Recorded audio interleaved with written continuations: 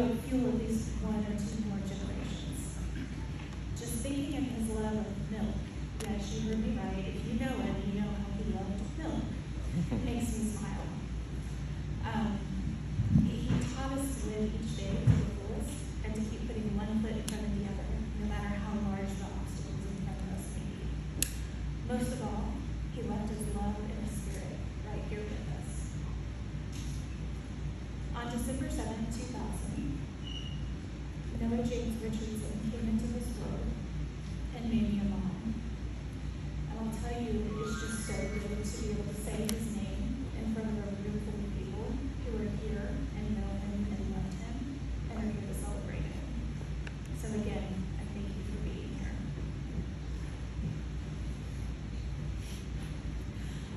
I loved Noah unconditionally before he was even born, but what I didn't expect is that he would give me that same love in return. Most of us have a hero, but I'm blessed to have given birth to mine.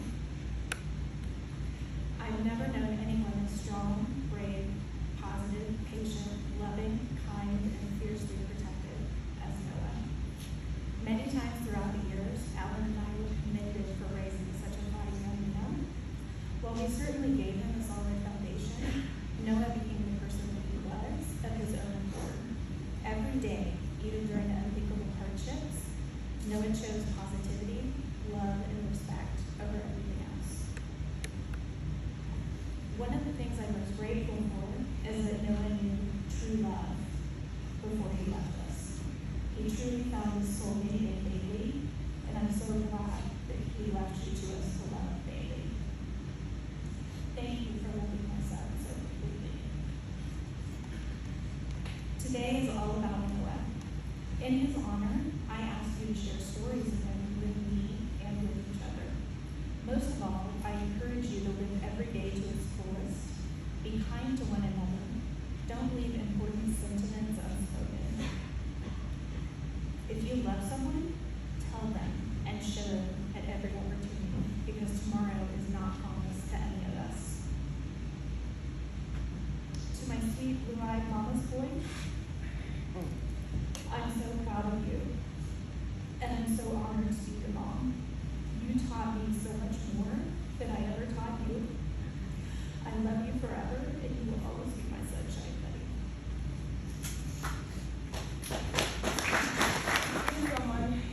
Being with someone who has such a powerful joy for life has forever changed mine. Noah and I shared endless memories and moments together. Memories that I think are just meant to be shared between the two of us. Sometimes our whole lives can be changed through defining moments. So I thought instead I'd share with you the lessons that those moments have taught me. And now I try to honor him every day. Lesson number 1.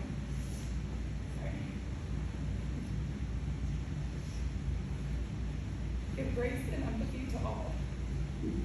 Pity is the cheapest emotion that there is. It costs nothing to feel bad for someone, so we just toss pity around like confetti. It's okay for hard things to be hard. We don't need to throw around pity confetti and feel bad for others. We need to show up for them, so be the person who shows up. Lesson number 2. Drinks are really important. You might think that milk is just something that comes with your elementary school lunch, but no one told me that milk is good for your soul. OJ and vodka may be one of the best combos. It's not just for a Friday night during high school, but it's a good everyday staple. And no one will tell you the same thing. Lesson number 3. Quitting might just be the best thing you ever do.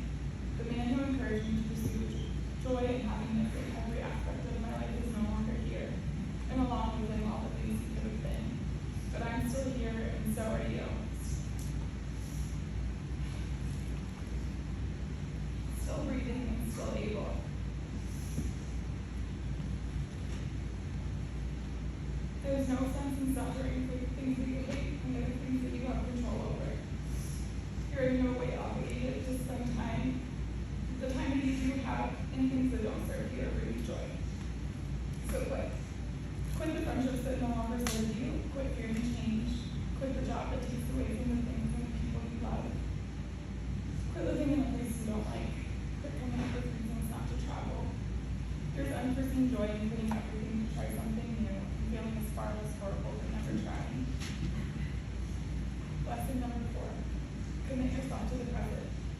Watching someone who seems to have never-ending odds stacked against them and choose to be in the moments makes me want to enjoy every moment even more. The trouble is that you think you have time, so loosen your grip on the life you had before a big loss, before an upheaval, a change that made you question everything, so that you can be here in the moment, because you're lucky enough to have it. Lesson number 5. People in the time that you have with them are everything. Love with all you have, say the things you want to say, tell the people you love them often. Soak up every moment that you have with those people. We can't live without love, and here we all are living with the dangers that it might bring us, hoping it won't nourish us and feed us, but it also breaks our hearts. But it's all worth the risk. Lesson number 5. Feel the sunshine. I've never known someone who feels so much more like sunshine. The kind of sun that you can feel in your bones, the kind of sun that you get on an early summer day that you've been waiting all winter for. Feel all the sunshine because it's snow all around us. Life is so precious and fleeting, so don't spend your time in a place, job, or the people who don't bring you joy. Laugh at everything and nothing. Love with all you have and quit the things that you don't. Live in the moments because we're lucky enough to have them. Here we all are remembering a man whose body is no longer here, but is nevertheless so happy to be alive. We carry him with us. Memories are stored in places, but there are also certain people who love them and all of you. So please live it up with me for Noah, and drink all Beau vodka and God help that you can. Hi everyone, I'm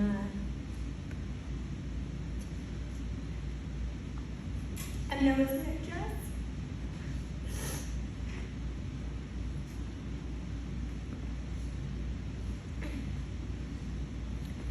So, I'm going to talk to you as soon as I get my grip here. If you met Noah, or knew him at all, you knew that he brought a light and joy to those around him. He was an inspiration to many and experienced battles that most can't imagine. I think I will miss Noah's enthusiasm as much as his expressions. I think about how big his eyes would widen or how his nostrils would flare if he was excited, mad, or shocked. His facial expressions, along with a huge smile, dirty eyelid, or mouth dropped wide open. When I think about these very similar, but very different expressions, I can see Noah so clearly in my mind. I'm so very proud of the man he became, because he was humble and courteous, understanding, compassionate, and loving, and I would often forget that he was still just a kid. Noah was so many things to so many people. To me, Noah was a light. He always looked at the glass half full. He always looked at someone else's perspective, even if he didn't agree with it. He would try to understand them. I am so proud of him. Proud to call my nephew. Noah amazes me, because he inspired not only me, but so many other lives. Noah would always let me kiss him on the cheek, and he'd give me a kiss back, no matter how old he was. Some of those kisses were really wet. He'd always let me give him advice, even if it was awkward to talk about, and he genuinely took what I said into consideration. He was taken from this world too soon.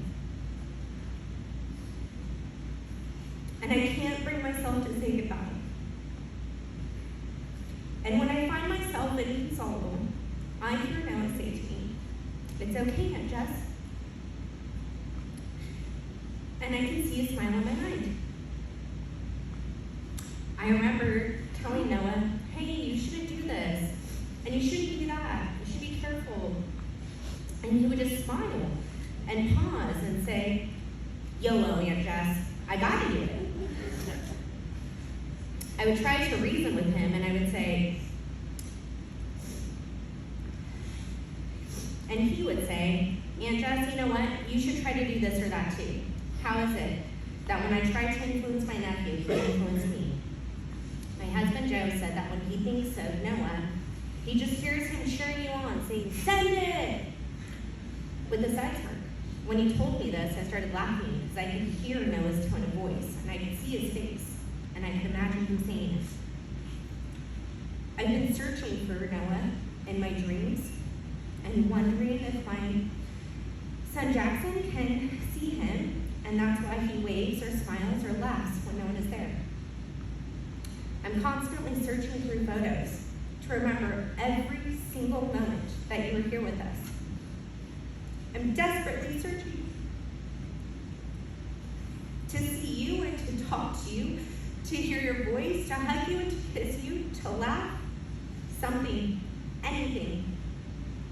And it hits me all over again, like it was yesterday that you were taken from us.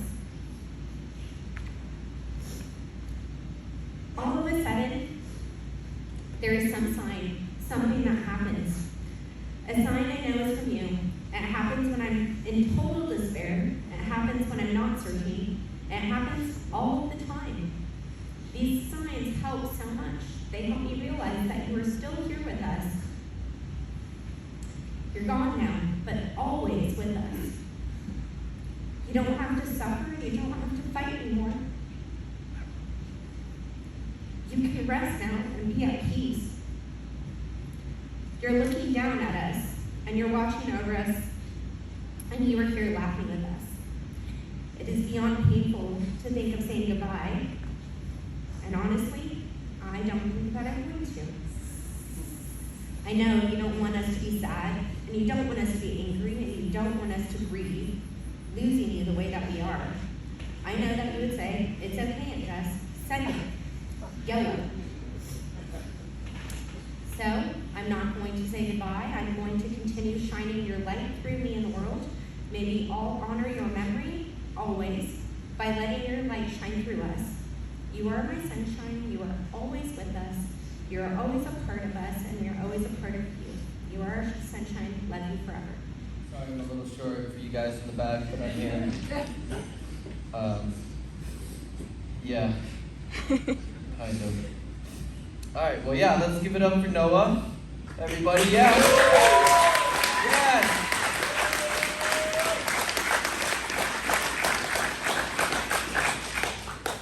Yes, yes. Today has been tough, yet I've been dreaming about today, and now we get to celebrate Noah's life. A celebration of his stories, a celebration of emotions, a celebration of his heart.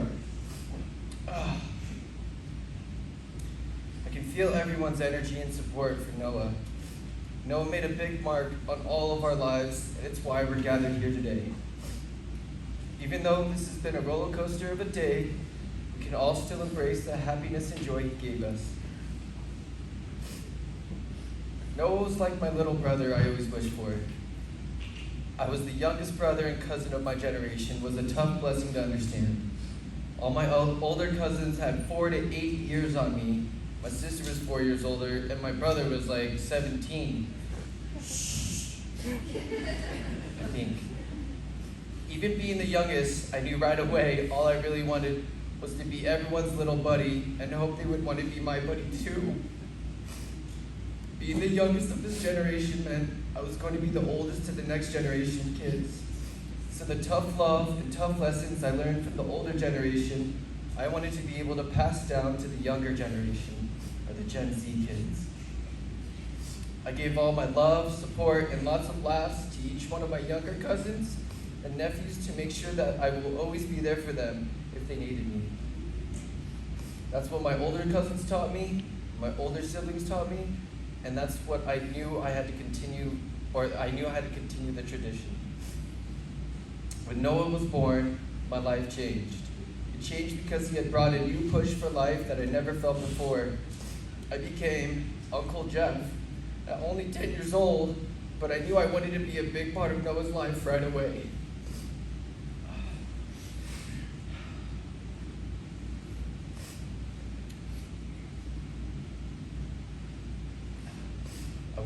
I would always be wanting to stay with Alan and Rebecca at their Armstrong house so I could play and stay with Noah as much as possible.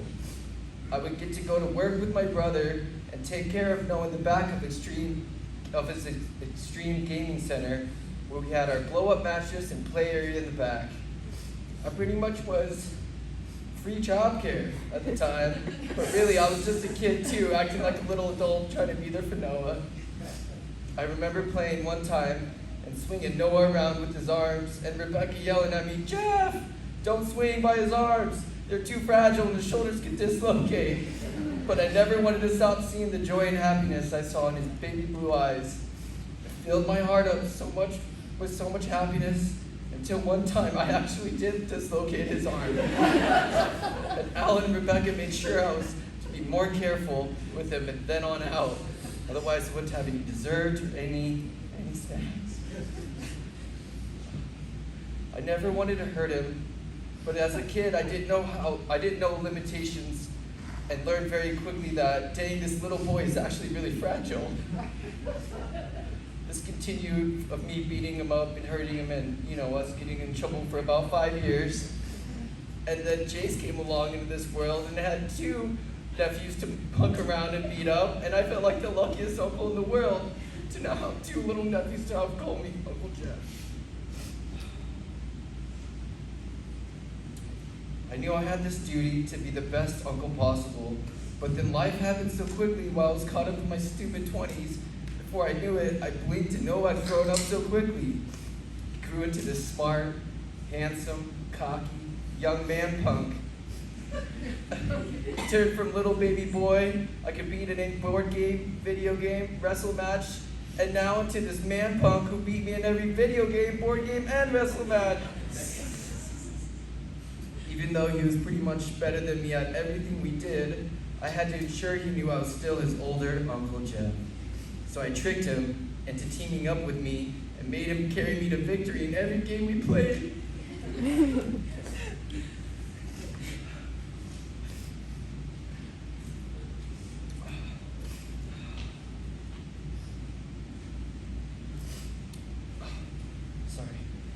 Okay, so with his brilliant mind and my way to feel his fire, we were an unstoppable team.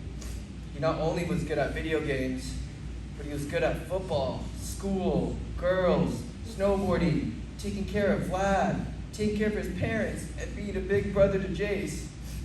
He got carried away sometimes with being a much older brother, but after I explained to him that Jace just wanted a strong brotherly bond with him because he looked up to you, I saw their sibling rivalry turn into a strong bond. When Noah was diagnosed with cancer, I remember being told and instantly thought, how could this happen to my little baby nephew? I know he was 18, but in my eyes, he was still this sweet little baby Noah, and I couldn't comprehend why it was happening. I wanted to break down and cry. But sure enough, when I saw Noah, he told me with such confidence that he was going to get through it. I felt it run through my body, and I wanted to give him that same energy right back because we're a team, and that's what you do for each other no matter what. Cancer was no match for Noah. He went into his cancer treatment with so much confidence and stayed strong mentally through it all, even with the odds against him. The strength of his mind, overpowering what was happening to his body, was truly inspiring. We would play video games while he'd be stuck in the hospital together, and while in pain and suffering, he'd somehow, in his competitive nature, tell me how to be better at the game we played so we could win more.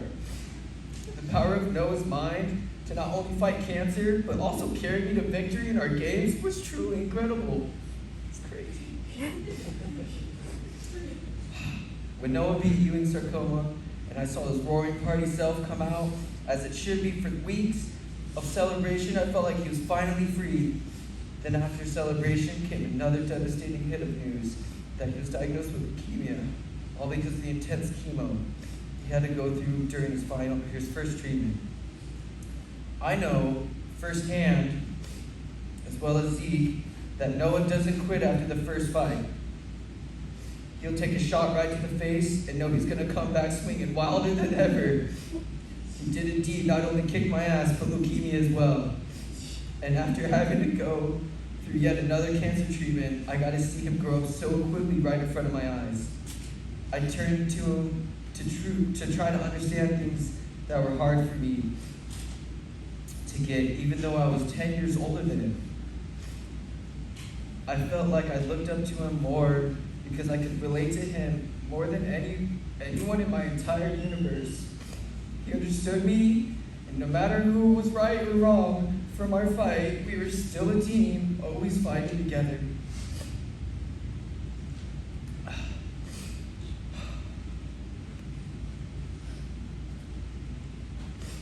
I became paralyzed January 26, 2020 during a snowboarding accident in Breckenridge. I did my rehabilitation at Craig Hospital up in Denver. During a visit one day, Noah told me, "We're gonna get through this together." He said with no question in his mind that I was going to make a full recovery and soon walk again, and he was gonna conquer his bone marrow transplant and fully recover too. Those words were so powerful hearing from him at such a vulnerable state, it fueled my soul. You know, I thought being the older Uncle Jeff that I would be the one teaching the lessons, but instead it was him teaching me the lesson. The lesson to be strong no matter what mountain you have to climb, the lesson to never quit no matter how bad the pain gets, the lesson to believe in each other and never stop being positive. Noah was kind of a bully, but in a good way. You guys know. He pushed me to be stronger mentally and physically like he was. Noah was a powerful teacher. Noah was someone who gave endlessly without trying.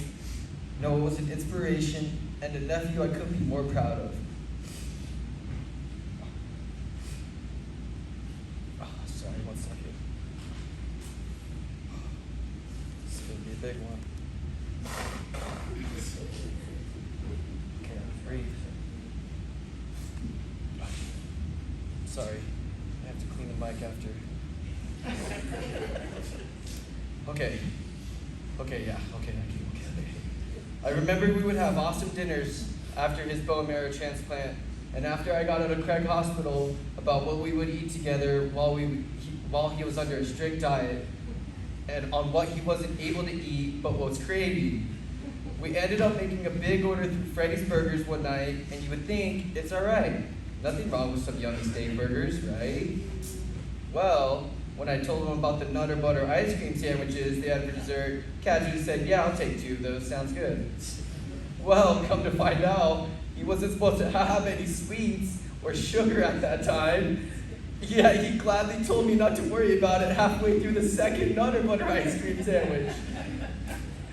That I knew Bailee had told me it'd not be best because that's not what the doc had said to do. Anyway, nothing came of his sugar indulgence and risky behavior that day, but that just leads us to our next dinner. We had planned a nice little sushi dinner that I had to force him to let me pay for because he's so nice. Just would always, I'm his uncle, like I'm gonna pay. But, sorry.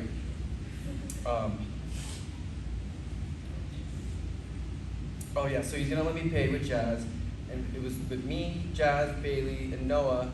Because I was so excited to meet Bailee some more since we were only able to hang out a couple times at the park with all the dogs together, I knew, sorry, I'm getting off track. Let me start. I knew behind the scenes how much he adored and knew Bailee was so special to him. So during dinner, it was awesome to see Bailee open up and show this caring, smart side of her that Noah had fallen in love with. She could recall word-for-word advice the doctors gave him, and he bickered so cutely about how she was always right and knew all the right information. Noah was still finishing his recovery from the bone marrow transplant, so he wasn't feeling 100% physically, but emotionally he was 100% happy, falling in love and being home, and that's what he deserved finally.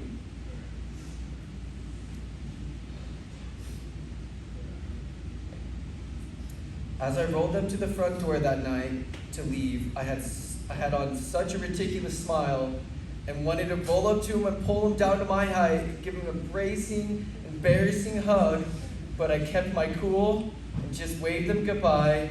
But I made sure to say to him that I love you, and he said, I love you too, Uncle Jeff, and that made my whole world.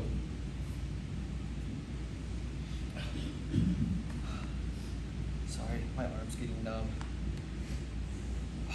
I regret not hugging Noah that night, because that was the last night I would get to see him before he was admitted to the hospital before getting COVID. As you all know, COVID attacked Noah's body very fast, and with all the equipment that was keeping him alive, was also making him stay suffering in too much pain. Noah had gone through so much pain no person should have to go through. So on January 28th, Noah left this earth, but had to no longer deal with the pain. I've struggled really bad these past 9 months after Noah passed. I didn't even care about my own pain and struggles. I didn't care that I couldn't walk. I just missed my little buddy Noah. I did think about giving up once, but I knew he wouldn't let me. I know he's not still here physically, but I still feel his spirit around me constantly like a guardian angel. When I would fall, I knew he was there making sure I got back up. Getting back up, never stopping, and always looking out for each other is what he taught me, and it's what I'll teach my kids one day. Life is fragile, so love each other wholeheartedly, cherish the connections you make, and hug your family, friends, and loved ones. Thank you. As a friend and as a cousin, I just thought I'd reflect a little bit about Noah, about the things I remember of him, and the things I've been saying to myself over and over since January. I've been writing this on my iPhone note sheet for about 7 months, so I guess I'll start there.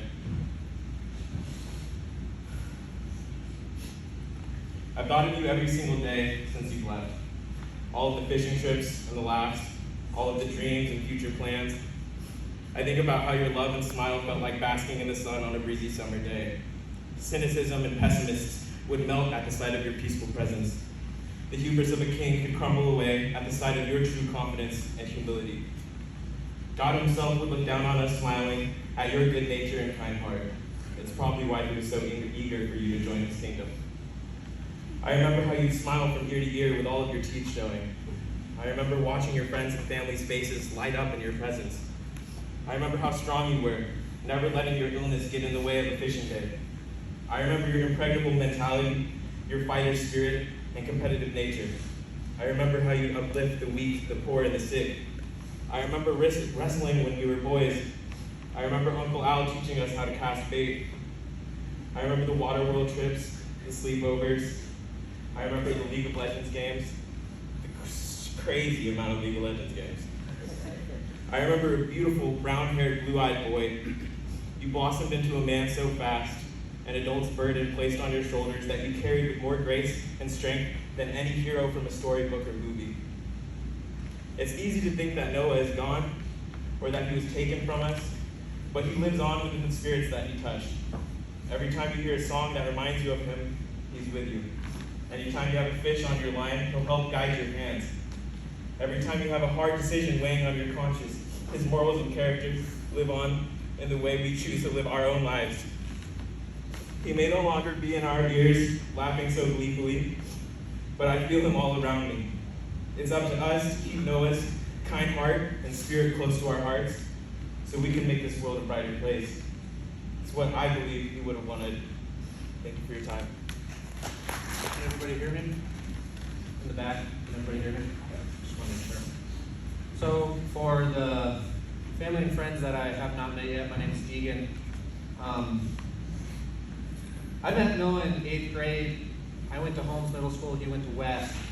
And we played football together at Holmes. And I didn't really know him then. I never really talked to him just because we went to different schools. And so we weren't really good friends. And then we went to Coronado together freshman year. And I still, for the life of me, cannot remember how this happened, but we were playing football together, getting ready for the season coming up freshman year, and we just started talking at practice, I guess. I really still cannot remember. And we ended up hanging out after practice. We went to his house and we played video games for 7 hours straight probably, just jumping on Xbox, PlayStation, computer, just playing everything, eating Hot Pockets. And after that, we were just best friends. It just happened out of nowhere, and we were just best friends. So I'm going to try and stay on track. I'm going to share a few stories with you and just kind of what he meant to me. So me and Noah, we were always very competitive, and we would always butt heads. He was so competitive, and I know you just talked about that with video games. I remember, and I never told him this, and but I'm sure he knows now, I was always jealous of him, because he would get done with chemo and come back and be stronger than me in the gym. We would always train together for football, and he just wanted to be strong. That's all he wanted to do, high school. He just wanted to play football. And he just wanted to be as strong as he could, as big as he could. And he would come back 2 days after chemo and bench press more than me. And I was like, dude, what is wrong with you? And Jace, I haven't told you this either, but I feel the same way about you. I'm like, dude, you're 15 years old and you're damn near stronger than me. Like, you guys are just incredible. So that was always going on. We were always just butting heads. And just another thing about his competitive nature, he would frickin' Zeke and Beau, you guys were there at Zeke's house, and we were playing a board game one time.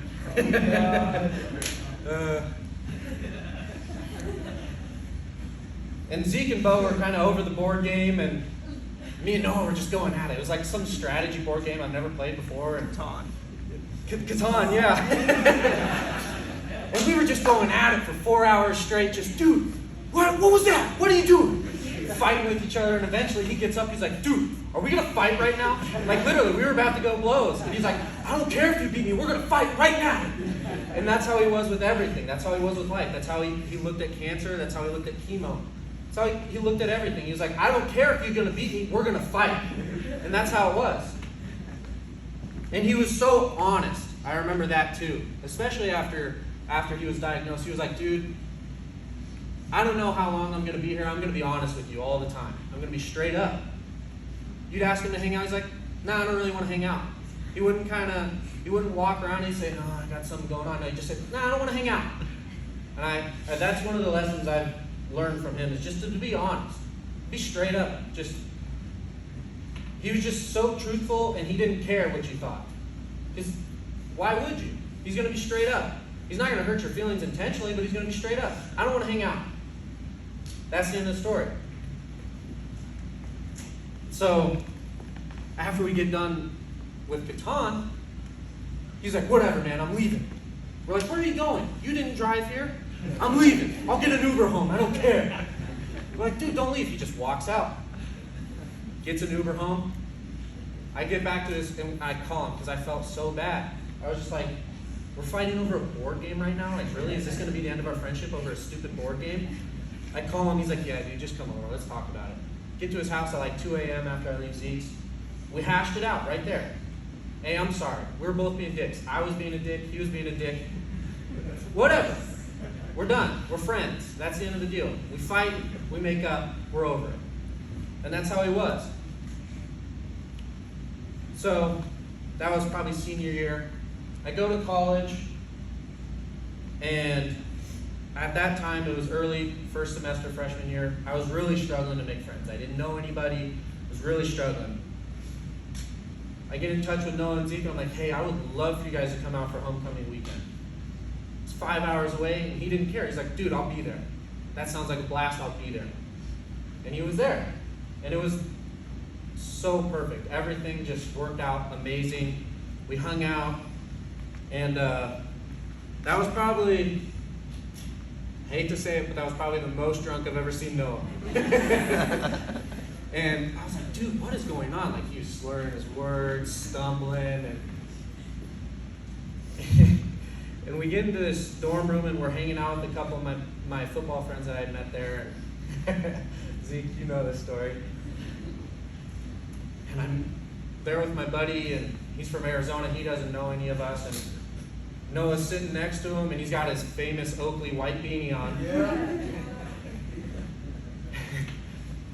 And his name's Zeke, and he's just like so puzzled. He's like, how is this dude this drunk? It's like 9 o'clock. What is going on? And I'm just like, and Noah's like, oh, he doesn't know? I'm like, dude, not the time. Zeke's like, not the time. He goes, he doesn't know? He just rips his beanie off. And he's bald. He goes, you didn't know? I'm a cancer kid. Oh my God. And he didn't care. And Aiken is just like, just taken aback. He's just like, I don't know what is going on right now. He's like, are you serious? You're pranking me? He thought it was a prank. But Noah didn't care. And that's how he always was. He'd show up to a party, talk to anybody, love everybody. And that's how he always was. Hopefully one more final story. I know we've all talked about this as friends. We've all said the same thing, so hopefully I'm not stealing your thunder, Zeke and Beau. I hope I don't steal anything you're trying to say. But we all agreed that for us, Noah was our Superman. He was our hero. I mean, I remember thinking about him and just thinking he is invincible. I mean, senior year, he's hacking up a lung for 3 weeks straight. He goes to the doctor, they diagnose him with pneumonia, bronchitis, nothing. They give him medicine for it, doesn't work. And eventually he's just like hacking up a lung in the parking lot. He's like, dude, I swear I have cancer. And we're all like, do not say that. That's not okay, don't say that. Goes and gets an x-ray on his chest, gets rushed up to the hospital. He had cancer. So then it's hilarious, because he was right. And he beat it. But I just remember thinking that, like, especially, he goes through sarcoma, he's better. He goes through leukemia, he's better. And then he gets rushed up to the hospital for COVID, and he would be asleep for a week, and we wouldn't talk to him, and I just text him, hey man, I miss you. I hope you're all right. I know you're gonna beat this. And he'd wake up, and he'd be awake for 2 or 3 days, and he'd text me, yeah man, this is tough. This one's hard. But I never doubted for a second that he couldn't beat it. And I know everybody feels differently about it. I feel like he could have beaten it, and he was over it. That's my opinion. That he just was ready to go. And so that kind of puts a smile on my face, because I know if he didn't want to be here, why would I try and force him to be here? All I want to think about is everything that he did for me and for everybody around him. I mean, there's a reason this place is packed right now. It's because he left a mark on every single one of us. And that's what we should smile about. Is everything amazing that he did. I mean, he really was Superman. So try not to cry. I know it's hard. I'll try not to cry, but just smile. I hope we share stories. Everybody in here's got a story about Noah. So just share stories and just smile and laugh, because that's what he wanted. He never went anywhere without smiling and laughing, because he knew. He knew what he was going through, and all he wanted to do was live his best life. That's what he did. He lived as hard as he could, and he didn't care about anything. He just wanted to hang out with everybody and give love and get love. Well, that's the final thing I'll say. I'm so grateful that he got to experience, I believe, every kind of love a person can receive. He had his family, who was just absolutely amazing. You guys are wonderful. Strongest people I've ever met. Every single one of you. He got to experience our friend group. Our friend group is so special. I've never seen anything like it. And he also got to experience the love of Bailee. I mean, what you guys had was, I don't think anybody in here can match it. You know? It really was so incredible. And then you got to experience the love of a community. Coach Rob, with your Dutch Bros, I mean, people showed up to support him. There's a reason that there's hundreds of wristbands with Stroba Strong, with Noah Richardson on it. It's because he left a mark on everybody, and everybody truly cared. It's rare now. People can't get together, but they got together for Noah. And that just shows you how strong he is. Thank you for your time. stories. My name is Zeke, for those of you who don't know me. I'm not good at public speaking, so I'm gonna try and keep this short and sweet because I don't have much to say because it's nerve-wracking. But me and Noah were friends for forever. We were friends in middle school. We honestly didn't like each other at first. Couldn't stand each other for whatever reason. I don't know why. But after a few weeks hanging out, playing football, it all kind of fell into place. From that time forward, it just clicked. It was like somebody that I've known for forever and never really met.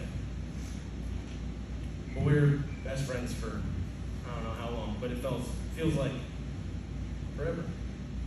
There's nobody out there like him. But I want to stand here today and tell you what he meant to me. And I don't know how I'm going to follow up on all these speeches because they're great. But one thing I learned from Noah, the one most important thing after all the lessons of how to be funny, how to slam a gallon of milk in less than 2 days, is how to treat every day with respect and understanding. And above all, treat every day like it's your last.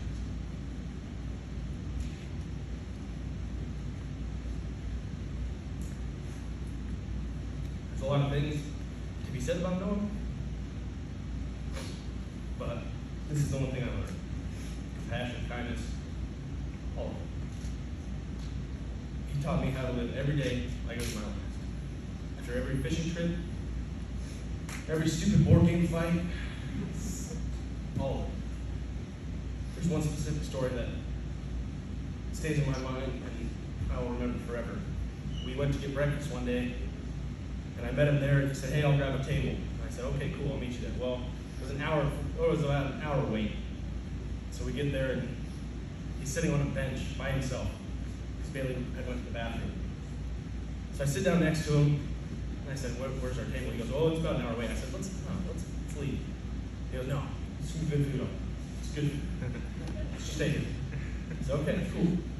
We stayed there, and we're downtown, so there's a homeless guy walking around, kind of talking to people, and everybody's kind of like, "Ooh, what's that guy?" Well, Noah being Noah, he goes up and starts a conversation with this guy who's speaking absolute nonsense. But not once did I see a look in his face that said, "I'm judging you. I know what you've been through," anything like that. He talked to that man like he was a normal person the entire time. The whole 45 minutes it took for them to get our table, and I was sitting there like, I really hope they get that table soon. But he sat there and talked to him like a normal person. And I'll never forget the feeling of like, dude, what are you doing? But he didn't care. He didn't care who saw or what the guy was saying. I can't remember what the guy was saying, but he talked to him the whole time about, I get it. I see what you're saying. And it was surreal. Absolutely surreal. I've never seen anybody not judged. Just sit there and have a conversation with somebody. And that's what he meant to me. Have compassion for somebody else because you don't know what they're going through. Talk to somebody. It might be a bad day. That was the one big thing for me. Because above all, it may have been a day after chemo or a day of scans or anything like that. Not once was he in a bad mood. Never. He showed me that whatever you're going through, whatever it is, somebody has it worse. Somebody's going through it worse. And he put a smile on everybody's face, and that's why we're all here. Because he left a mark on every single one of us. And I just want to say, I appreciate that friendship and that compassion that he showed me, because I never would learn that without him. Thank you. Okay, hi. Bear with me. This is not my thing. I had the privilege of being, I'm Katie by the way, one of Noah's closest primary nurses, or homies as he would like to call most of us, for like 3 years, a little more, I don't know. I remember the first time I met Noah, they told me I was getting a new admit, like, yada yada, and I walked in and there was this young guy with this like flippy floppy hair, he was all sporty. I was like, "Are you a boy band?" Like, he was just so cute about it. Just a little cutie pie, but I got to know Noah and Rebecca pretty well then, and it was super nice having a family that was just so kind and took the time to get to know their nurses as well. They went on their way and did most of his treatment in the spring for that first round, and we heard he was done. A while later, I got another admission for a relapse, and I recognized the name, but I was like, I really hope that's not who I think it is. But when I walked in the room, he saw me and basically said, "My homie." And that's how kind of that all started. Even when he was going through the start of another really hard journey, he remembered all of us, and he was so kind to all of us who worked there. It's just like, who does that? Noah, of course. Over the course of his treatment, I had so many funny stories and moments I could share, but honestly what stands out to me the most is how much Noah lived. Like every day he seemed to take in stride, and he made the most of it somehow. Even the really crappy ones, he was on more Dilaudid than ketamine that I've seen actually any patient on. He still had a smile on his face. Or when he got diabetes from the steroids, and instead of letting it ruin his everything, he decided to order all the ice cream and brownies and sweet things on the menu and have one last hurrah before he started getting his insulin and correcting his sugars. Because he was like, F it, let me give up sugar with a bang, I guess. All of us nurses spend a lot of time in Noah's room. We don't often have patients that are older, and Noah was just so fun. He truly became one of our friends. Or homie for life, as he would always say. I'd often be in there for over an hour just chatting and talking about life with Noah, and sometimes Rebecca and Alan too. His transplant day was honestly just like a cool hangout session. And the whole time Noah was making sure I was doing okay. Like, okay dude, you're the one getting a stem cell transplant, and this is my job, like, I'm fine. But Noah shared his thoughts and dreams with us. We got to know him on a special level, and that is such a treasure. He wanted to be a peds oncology nurse someday as well, and we always joke that we definitely hired him because finally somebody would reach all the tall shelves. But he would be great at it. I watched Noah go from a young boy and then turn into a young man, all while fighting this unfair battle, this monster that is cancer, but he fought it with grace and kindness. And he did conquer that monster twice. Noah told me about all of you, all of his friends, and some of his stories were so ridiculous I cried from laughing so much. Some of them I was like, la la la, nurse, I didn't hear you tell me this. I was so glad to know he was having a good time. I got to hear about his relationship with Becca, his mom. He truly was the biggest mama boy, and he told me how you legit are the coolest mom all the time. He told me how Alan was like his buddy, and they would just hang out in the room doing stocks all day, sometimes not even speaking. He talked about how he loved being Jason's older brother, and he worried that he wanted to be a good example. I also got to watch Noah fall in love with his Bailee, and once we got to know her, we all fell in love with her too. We'd be like, "Oh, when is Bailee coming to visit? Because we want to hang out with her." He'd always tell me how much better and cooler she was than him, and he'd be like, "Dude, I don't even know why she likes me." And we're like, "We don't know either." Just kidding. But the way they loved each other was just something out of the movie, honestly. Noah accomplished so many things in his years that so many of us could only hope to one day do.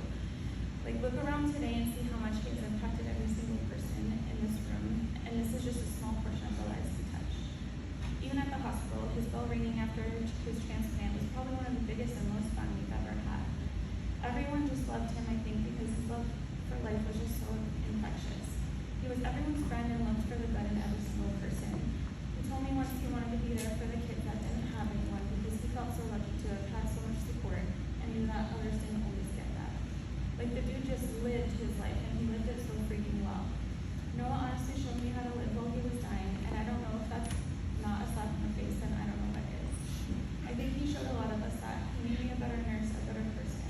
His attitude and kindness, his resilience, and just his pure joy that was his life is so inspiring, and I hope we all can learn to live like Noah did. When Noah passed, I was at work and found out during shift report. I honestly couldn't even finish giving report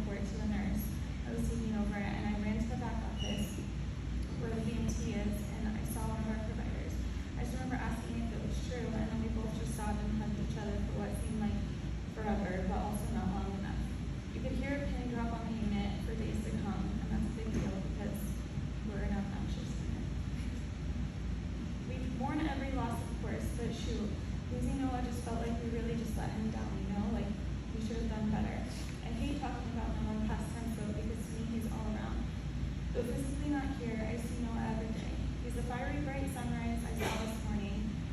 He's that real belly laughter that you feel when you're truly happy. He's the way the light hits the mountains just right through the clouds. He's the sun each day, and he's the joy and love in life. He's made us all better humans, and I know he's here with us now. It's been an honor of a lifetime to have been Noah's nurse and to get to know him like we did. Not a day goes by that he doesn't pop into my head. It's not fair he's not here with us now, but I know he wouldn't want us to be too sad forever either. The last memory I'll share is how I want to remember Noah always. It was the last day before transplant and the last day he was allowed to go outside because we're like very germaphobes. I walked him out so we could have a walk and probably go visit Bailee, and we agreed on a time to come back so I could walk him back up to the unit because it's locked. Well, that time comes and I'm waiting outside behind the employee doors and there's no Noah, and I'm like, oh my god, this is how I get fired. And then all of a sudden, coming from around the corner, comes Noah sprinting, his BMT mask just hanging around his neck, blowing in the wind, and he had that classic huge Noah smile on his face. Then he just simply runs up to me and goes, hey dude, breathe in. I know I'll carry him with me for the rest of my life, and I hope we can all honor him and remember to live with Noah.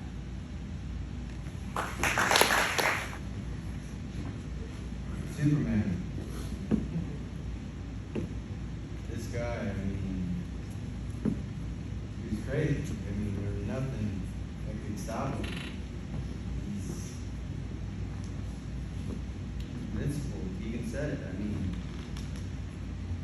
we would hang out together quite a bit throughout his struggles with everything. I'm one of the lucky people in this room, on this earth.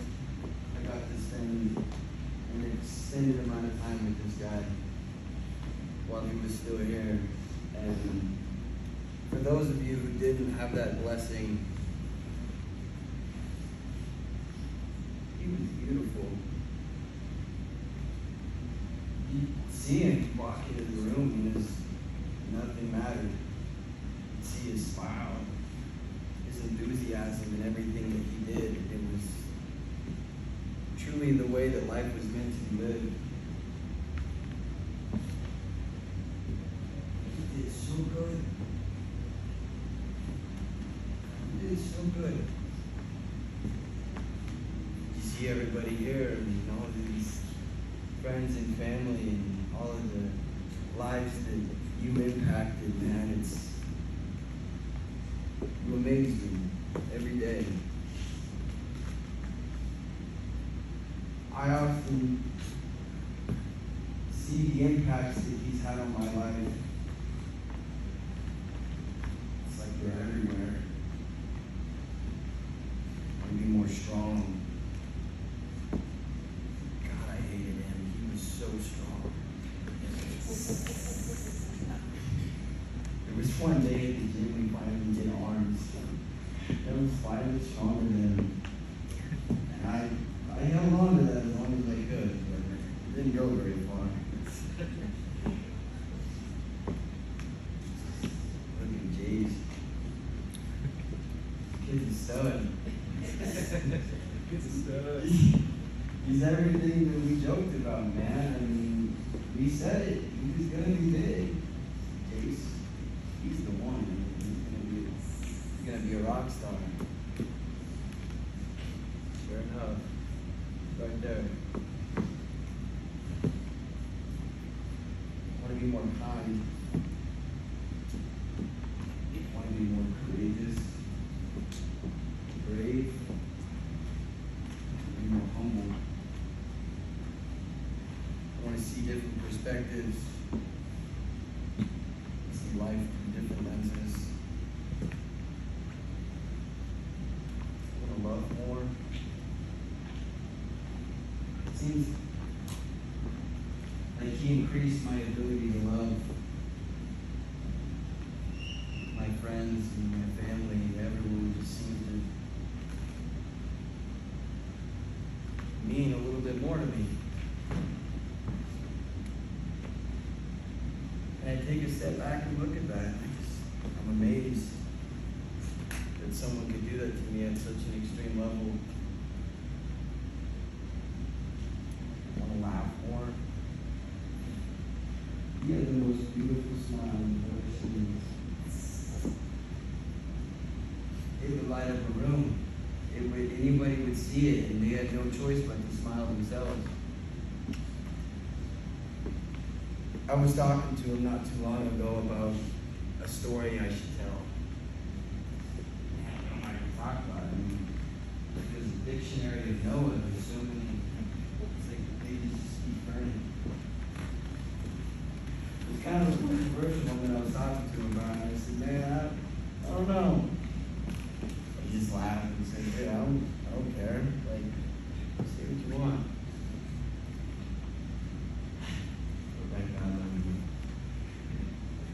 Noah, he was the first person to ever peer pressure me into doing drugs.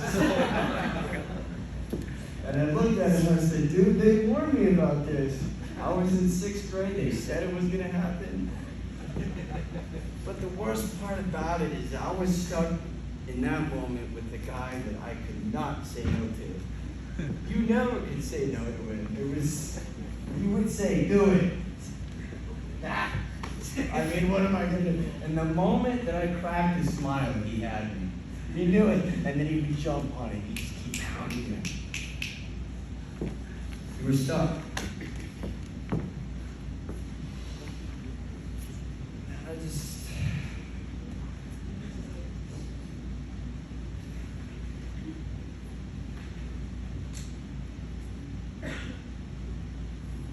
I was watching that Michael Jordan documentary on Netflix not too long ago. And I began to correlate that with people that I've met in my life. Sure enough, he was the first one. He was the only one. There wasn't anybody else. There were all of these, there was a clip, there were all these players talking about when they played Michael Jordan and just how much better he was at the game of basketball. And I looked down at my wrist and I saw his name and I said, man, you're the Michael Jordan of living life. There's nobody better than you. You took every moment, every laughter, every heartache, and you embraced it, and it showed.